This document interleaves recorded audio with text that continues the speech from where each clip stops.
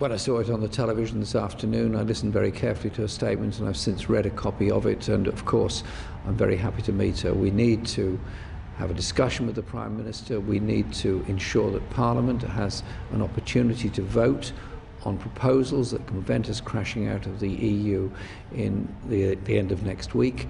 And we also need to ensure that we give security and certainty to the people of this country that there will not be a crashing out at the end of this process. What will your negotiating position be when you meet the Prime Minister? What will you be demanding of her? We've put forward our proposals, which are to ensure there is a customs union with the European Union, that there is access to those markets, and above all, there's protections of our standards of consumer, environmental and, of course, workers' rights. And we'll ensure that those are there on the table so that there is no danger of crashing out. But we're also very clear that there has to be an absolute guarantee that the Good Friday Agreement maintains, so we continue with the process of peace in Northern Ireland.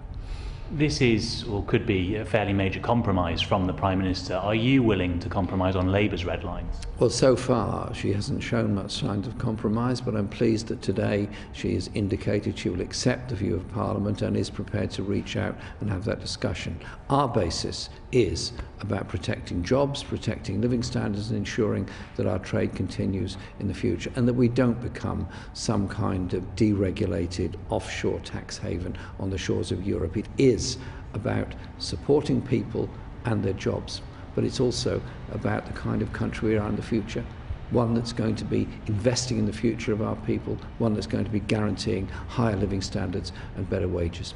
But would you be willing to meet the Prime Minister somewhere in the middle, perhaps around a customs union, a simpler solution rather than the extra guarantees that you want? We voted for a customs union in the House yesterday. It narrowly lost. We understand the importance of it because that helps to maintain trade. We will meet the Prime Minister. We recognise that she has made a move. I recognise my responsibility to represent the people that supported Labour in the last election and the people who didn't support Labour but nevertheless want certainty and security for their own future. And that's the basis on which we will meet her, and we'll have those discussions, and proposals will be put to Parliament, I understand, early next week, so that we can avoid crashing out at the end of next week and we can guarantee the protection of those jobs and that trade in the future. So it sounds as if you are in a compromising mood, potentially. I have been meeting MPs from all parties over the last couple of weeks, long discussions with a lot of colleagues, and it's been a very interesting process. And yes, there is some common ground, there are some areas that it's very difficult to agree on, but the principles have to be, as I've set out, that however people voted in the referendum in 2016, whether they voted Remain or they voted Leave, they didn't vote for lower living standards, they didn't vote to lose their jobs, and actually there's far more that unites people on both sides about the kind of society we can be than divides them.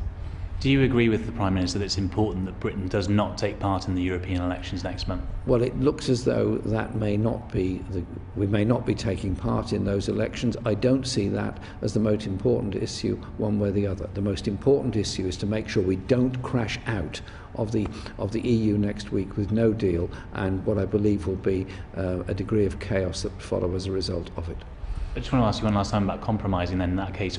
So are you saying that you are willing to compromise on your red lines if it means avoiding that crash out which you believe would be so detrimental?